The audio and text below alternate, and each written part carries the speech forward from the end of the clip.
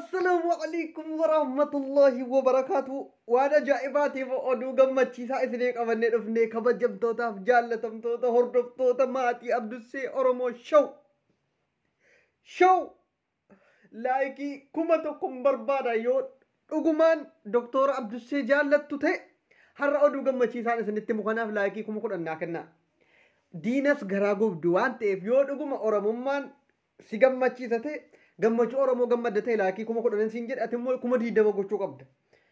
waan gammachiisaan isinii dhufaan yeroo hunda lakkuu salphina fa'i jira yeroo hadha diinni salphattee oromoon gammadu arguun anaaf approved ilaallu doktor Abdusee kabbaad ሰው ነኝ I am very happy. Ilaalu Dr. Abdusee. Gudu gammachiisaan isinii qabe laayikii qofa godh. Mee laayikiidhaan na jalqabnu anis laayikii godheetan jalqabaa. Viidiyoo kana utuu hin dhaggeeffatin akkuma seentaniin oduu ajaa'ibaan isinii qabadhee dhufe waan ta'eef oduun nuti qabannee dhufne laayikii nama gochisiisa jechuudha. Laayik taaragaallee tiqaxxilaallee iqqaxxilaal ifanaddaal taafanaddaawallee.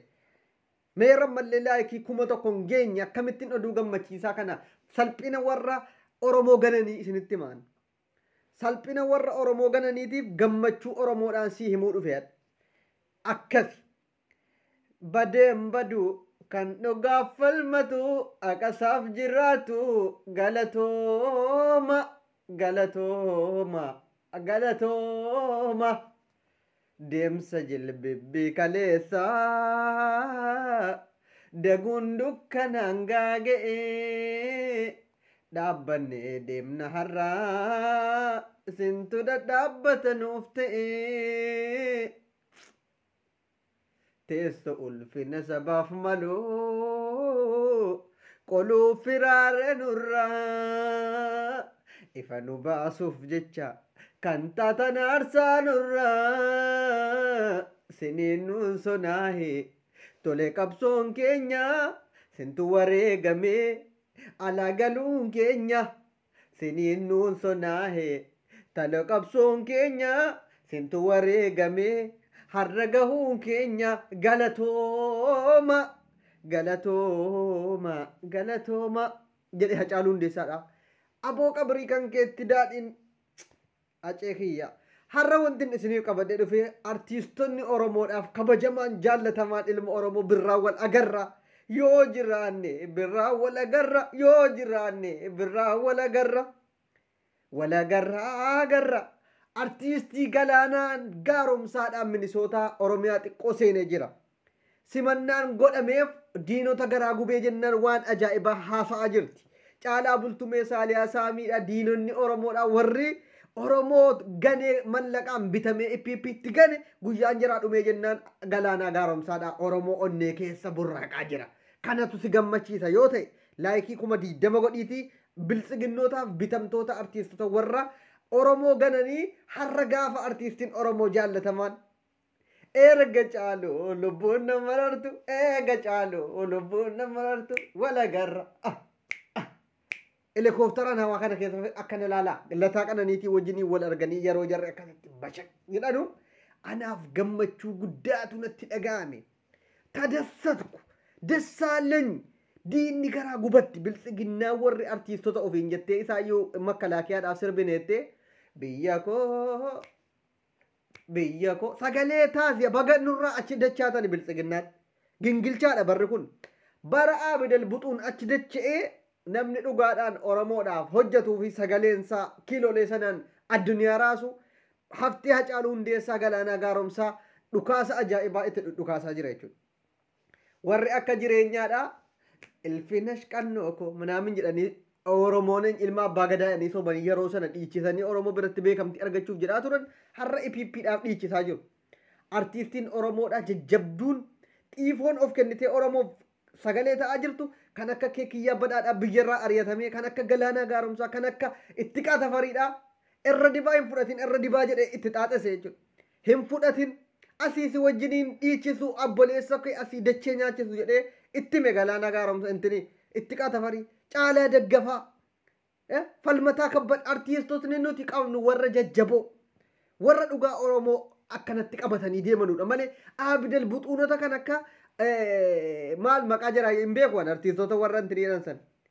galaalee bahuu malee baranaa salaalee bahuu malee yaa waaqna najjeesini baranaa banaa koo gahuu malee bakka garaasaa gayachumaan Oromoo gane bakka garaa koo gahuu malee gaafuma jedhu Abidal Buxuuniin ta'uusaa barree gurbaasan garuu sagalee qaba maal godhanni achi kute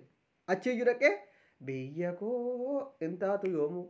biyya koo ati intaatu yoomu biyya koo nananana biyya koo nene jedhaara galaanaa noo Minisootaa keessaa Oromoodhaa wajjiniin onnee keenya keessaa burraaqa laayikiin meerre jedhe Kaabib yoo hadha laayikii 10,000 hin gootu ta'e an harraan booda isinis hin fedhu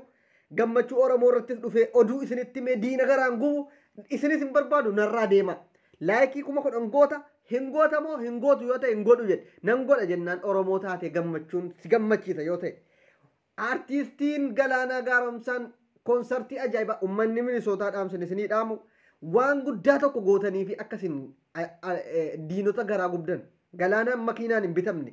garaa isaatiin hin gurguramne makiinaa intini viillaa beetiidhaan intiniidhaan nama Oromoo ganee miti isin waan sana caalu waan amma caalaa bultumeedhaa yeroo baay'ee makiinaatti hirkattee jettee yanti siin boodaa kootu bitamnee jirraa kottaa jettee artiistota keenya waswaasuu garuu warri dhugaadhaaf jecha qabsaanu garaadhaan hin bitamnu makiinaatti hirkatanii akkana jedhanii jechuun nuuf haaraa miti gaafa gammachuu Oromoo nuun caalu Oromoo qabsoomne Oromoo sagalee taane gaafa Oromoon gammade wajjin gammannee qixxaa nyaannee jiraanna warra jedhan jajjabeessi kan akka Galaanaa warra kaanis achi fidi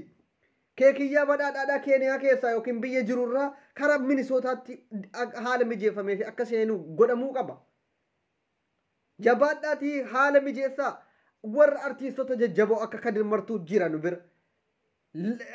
dhiiginni keenya kan dhugaadhaan sagalee Oromoo ta'u Oromoo koo anniin qarree koo naannanaannanaannanaannana silas gubachuudha caalaa bultumee distii keessa ka'anii damacuudha an caalaa bultumee yeroo isin akkas suuraa antini uffata makalaakiyaa uffata yaa rabbi boojeesi tokkos kan meeqa dhugde 9 dhugde moo 3 dhugdeetu bilxiginnaa taate uffata makalaakiyaa yoo uffatti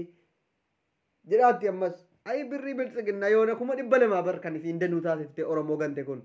200 Itoophiyaa yoo danatti miliyoona tokko kennamaaf yeroo kanatti garuu Oromoo gurgurachuun biiliyoonatti Oromoon gurguradhootu ana ta'e jaalala Oromoon namaaf qabu Galaanaa Gaaromsa amma yoo sangeetoo yeroo dhiyootti Minisootaatti simannee konsertii ajaa'ibaa godhamaaf yoo sangee ta'uun nan dagadhe dhiifama habiibii xiyya kabajama bulloon garmaa mutuu lamaa mana hidhaa oola jedhe dhukaasa innis Ameerikaatti simatamee konsertii jabaa tokko qopheessuuf qabna laayik godhi addunyaa baxabbaxi anasiin jedhe galatoomi